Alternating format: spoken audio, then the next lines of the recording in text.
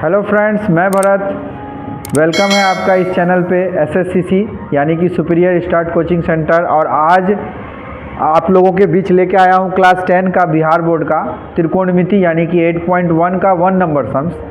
जिस सम्स को आज हम लोग बहुत अच्छे से समझेंगे। और इस सम्स को समझने से पहले मैं जितने भी लोग वीडियो देख रहे हैं उनसे ये रिक्वेस्ट करूँगा कि ये अब मैं एक्सरसाइज स्टार्ट करने जा रहा हूँ। और एक्सरसाइज आपको तब समझ में आएगा। मैथ में एक्चुअली किसी भी चैप्टर को जब आप समझते हैं, किसी भी एक्सरसाइज को समझते हैं, सवाल बनाते हैं, तो सबसे पहले आपको बेसिक क्लियर होना चाहिए। उस एक्सरसाइज का, उस चैप्टर का पूरा बेसिक क्लियर होना चाहिए। तो बेसिक के लिए अलग से मैंने वीडियो बना दिया है। बेसिक एक्चुअली 3 पार्ट में वीडियो बना है। Video 8.1 basic part 1, part 2, part 3, जिसका लिंक, वीडियो का लिंक आपको डिस्क्रिप्शन में मिल जाएगा।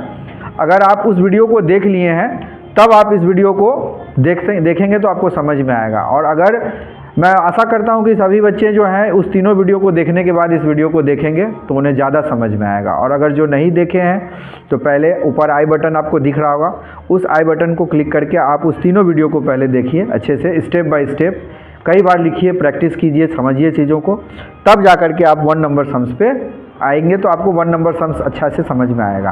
अदरवाइज आप अच्छे से सारा चीज़ क्लियर नहीं हो पाएगा, क्योंकि हर चीज़ कनेक्ट होता है। तो बेसिक क्लास के बाद वीडियो को देखेंगे आप। तो चलिए स्टार्ट करते हैं वीडियो को और समझते हैं पहले नंबर सम्स को। देखिए लिखा हुआ है कि त्रिभुज ABC में जिसका कोण B समकोण है, AB भुजा 24 सेंटीमीटर है और BC भुजा 7 सेंटीमीटर है, तो निम्नलिखित का मान ज्ञात कीजिए। कंडीशन नंबर 1 है सवाल का और कंडीशन नंबर 2। तो इस सवाल को बनाने से पहले बच्चों चित्र को इसमें विशेष ध्यान देना है कि त्रिकोणमिति में कोई भी त्रिभुज जब बनता है तो त्रिकोणमिति में त्रिभुज हमेशा समकोण त्रिभुज लेके ही सवाल को बनाया जाता है। तो इसमें त्रिभुज लेंगे हम लोग, 2 ठो चित्र लेंगे, क्योंकि एक के साथ साइन में A लगा हुआ है, कॉस में A लगा हुआ, और दूसरे सम्स में साइन के साथ C, कॉस के साथ C, यानी कि ये थीटा का स्थान है। थीटा के जगह पे A लिखा हुआ है, थीटा के जगह पे C लिखा हुआ है, तो ये थीटा का ही वैल्यू है। तो पहले चित्र से सवाल को स्टार्ट करेंगे। तो देखिए मैं 1 नंबर के आधार पे पहले चित्र बनाता हूँ। चित्र जो बनेगा वो आपको बेसिक क्लास में सिखाए हुए हैं कि आप L बना करके और इसको ऐसे मिला देंगे। आप उल्टा L में भी बना सकते हैं, सीधा L में भी बना सकते हैं। तो आप यहाँ पे देखिए इसके साथ A लगा हुआ है, साइन के साथ, कॉस के साथ, तो थीटा वाले पोजीशन को अपने लोग A रखेंगे। और कोण B समकोण बोला हुआ है सवाल में, जिसका कोण ABC में जिसका कोण B समकोण है, तो B हमेशा समकोण जब बोलेगा तो ये 90 डिग्री का चिन्ह है, यहाँ पे B लिख देंगे। तो बचा क्या, ABC में C बच गया, यानी कि यहाँ पे हो जाएगा ऊपर वाला कोण जो होगा वो C होगा। तो ये हो गया आपका चित्र नंबर 1। और चित्र नंबर 1 के आधार पर अभी आधार का, लंब का और कर्ण का सभी का वैल्यू अभी इस पर बैठाएंगे। उसके बाद चित्र नंबर 2 भी बनेगा बच्चों। तो चित्र नंबर 2 क्यों बनेगा, पहले बना लेते हैं चित्र। इसमें भी चित्र बनेगा। और ये देखिए इस बार अपने लोग साइन C कॉस C लिखा हुआ है, तो इस बार C को थीटा के जगह पे रख लेंगे, ये C हो गया। और B वही रहेगा, B बोला हुआ है सवाल में कि B समकोण रहेगा, मतलब हमेशा B जो है जब समकोण वाला भुजा नहीं बदलता है, समकोण वाला कोण नहीं बदलता है, सॉरी भुजा बोल दिए, कोण नहीं बदलेगा और कर्ण नहीं बदलेगा, और ये लंब और आधार आपस में बदल जाते हैं। तो यहाँ C, इसका मतलब यहाँ पे A हो गया। ठीक है। अब गिवन कंडीशन में दिया गया क्या क्या है सवाल में, सवाल में दिया गया है AB भुजा का मान और BC भुजा का मान। तो AB भुजा चित्र 1 में देखिए कहाँ है, AB भुजा यहाँ पे है, तो AB भुजा यहाँ पे लिख दीजिए 24 सेंटीमीटर। और BC भुजा देखिए कहाँ है, BC भुजा यहाँ है, तो BC भुजा यहाँ पे लिख दीजिए आप 7 सेंटीमीटर। ठीक है।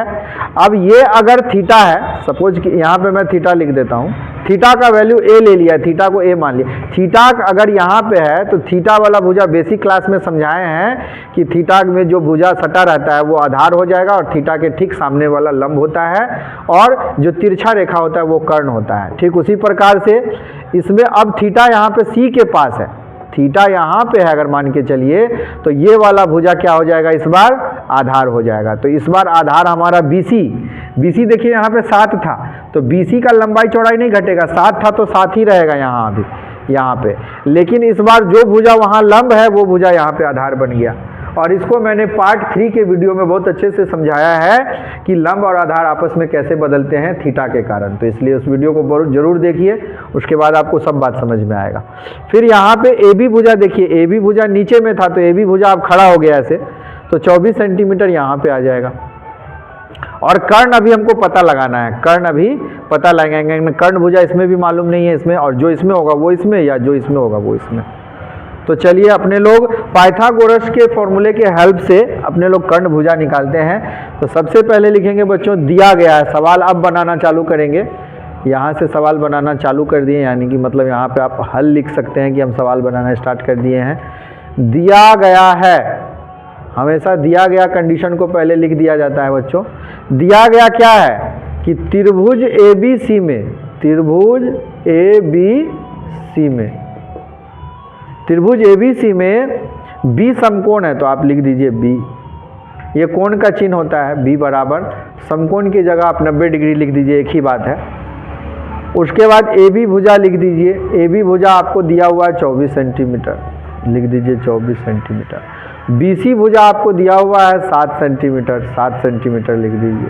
और AC भुजा यानी कि कर्ण, AC भुजा अपने लोगों को पता लगाना है कि कितना होगा, क्योंकि किसी भी समकोण त्रिभुज में जब तक लंब, आधार और कर्ण तीनों भुजा आपके पास नहीं रहेगा, आप पूछे गए सवाल का जवाब नहीं दे पाइएगा। तो सबसे पहले अब यहाँ पे हम लोग फॉर्मूला लगाएंगे, पाइथागोरस सूत्र लगाएंगे और पता कर लेंगे कि H क्या है। तो यहाँ लिखेंगे हम लोग जानते हैं कि, यहाँ लिखेंगे हम लोग जानते हैं कि, हम लोग जानते हैं कि लिखेंगे, कॉमा डालेंगे और उसके बाद पाइथागोरस सूत्र जब लगाएंगे तो यहाँ पे पहले सिंस लिखेंगे। सिंस जरूर लिखना है, सिंस वाला भी वीडियो मैंने बनाया है कि सिंस कब डालना चाहिए, देयरफॉर कब डालना चाहिए, तो आप चैनल पे जाके उस वीडियो को सर्च करके देख सकते हैं।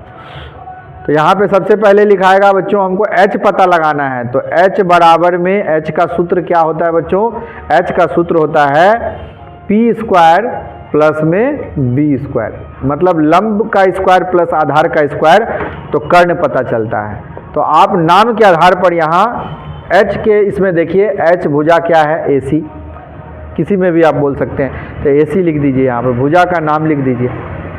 और B भुजा क्या है, P क्या है, तो चित्र नंबर 1 के आधार पे P ले लेते हैं। P आपका यहाँ पे ये B है तो ये P है, क्योंकि थीटा के सामने वाला भुजा लंब होता है, जिसको शॉर्टकट में P कहा जाता है, परपेंडिकुलर का P।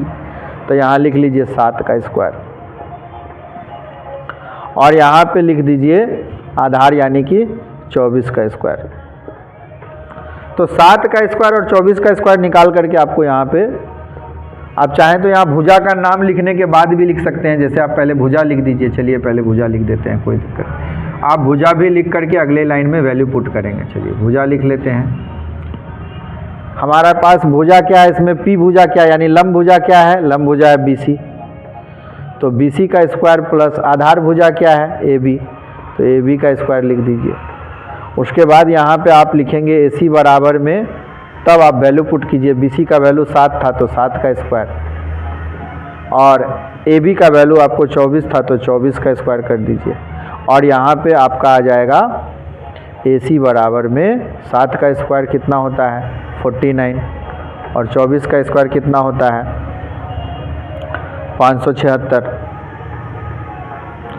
576, और ये कितना हो जाएगा आप जोड़ लीजिए, 9 6 15 और 7 4 11 12, 5 1 6, 625 हो जाएगा। तो अभी देयरफॉर नहीं लिखेंगे, अभी या लिखेंगे AC बराबर में आपके पास आ गया बच्चों जोड़ जाड़ के 625। 625 का वर्गमूल आपको निकालने आना चाहिए।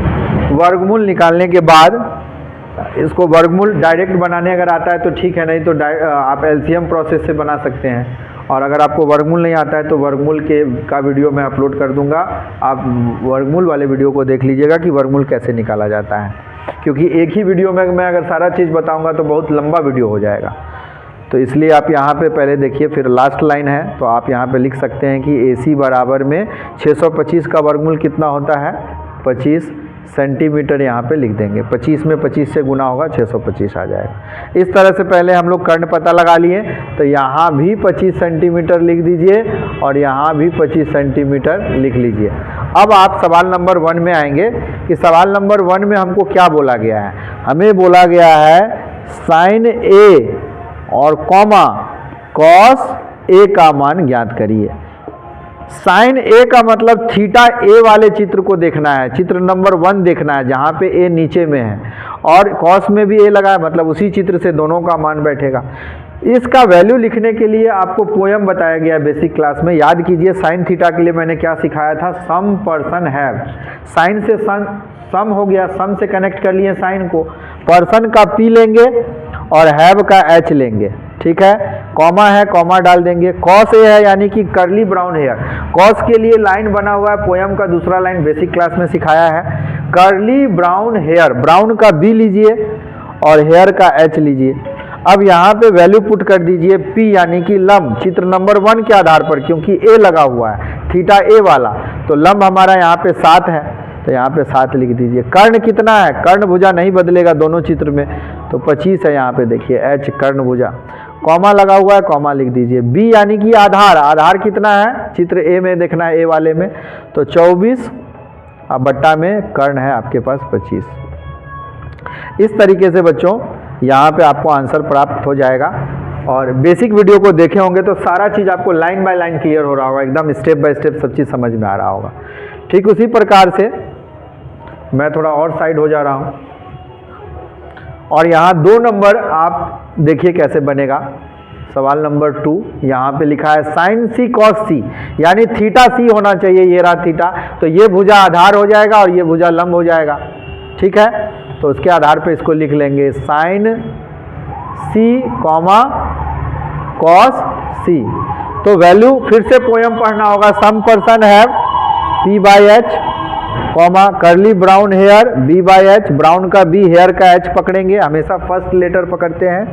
पी यानी कि लंब, पी यानी कि लंब कितना है बच्चों 24 है, और कर्ण कितना है 25 है, कर्ण तो वही रहेगा। फिर कॉमा डाल दीजिए। आधार इस बार कितना है बच्चों 7 सेंटीमीटर, यानी सेंटीमीटर लिखना जरूरी नहीं है क्योंकि सेंटीमीटर से सेंटीमीटर कट जाता है, इसलिए उसको नहीं लिखते हैं। और कर्ण हमारा यहाँ पे आ गया 25, तो आधार इस बार 7/25, आधार 7 और कर्ण 25। इस प्रकार से ये आपका आंसर आ गया। तो अगर एक बार में आपको वीडियो अगर नहीं समझ में आता है किसी भी बच्चे को, तो स्टेप बाय स्टेप चीज़ों को आराम आराम से देखें, समझें, और बहुत अच्छे से पहले क्लियर करें कि क्या स्टेप है, कौन चीज़ पहले ध्यान देना पड़ेगा। सवाल को बहुत अच्छे से पढ़ना होगा, पहले तो सवाल को कम से कम 2-3 बार अच्छे से पढ़िए। बच्चों के अंदर एक गंदा आदत ये होता है कि बच्चे सम्स नहीं पढ़ते हैं अच्छे से, धड़फड़ा के सवाल बनाने लगते हैं जल्दी जल्दी में, जल्दी जल्दी के चक्कर में आपका सब सवाल गलत हो जाएगा। सम्स को 3 बार पढ़ें, सम्स में समझें कि चित्र बनाना जरूरी था तो चित्र बनाएं। बहुत सारे टीचर इसको एक चित्र से भी समझा देते हैं, एक चित्र से थोड़ा सा इंटेलिजेंट जो बच्चे होते हैं वो जल्दी बना लेते हैं, लेकिन कमज़ोर बच्चों की दृष्टि से मैं वीडियो बना रहा हूँ कि कमज़ोर तेज सभी बच्चे समझें। चित्र 2 बनाने से ज़्यादा क्लियर होगा आपको कि चित्र 2 क्यों बन रहा है, थीटा को देख करके डिसाइड करेंगे, फिर गिवन कंडीशन को ले करके ऐसे सभी भुजा ज्ञात करेंगे, फिर पोयम के हेल्प से सबका नाम लिखेंगे, वैल्यू लिखेंगे और इस प्रकार से आंसर प्राप्त करेंगे। तो अगर वीडियो को रोक रोक के आराम से देखें, नोट बनाएं, प्रैक्टिस करें, बार बार मिलाएं कि कहाँ क्या गलत हुआ है। कोई लाइन अगर नहीं समझ में आता है तो कमेंट्स कीजिए, मैं ज़रूर उसका जवाब दूंगा, कोशिश करूंगा कि और अच्छे से समझाऊं।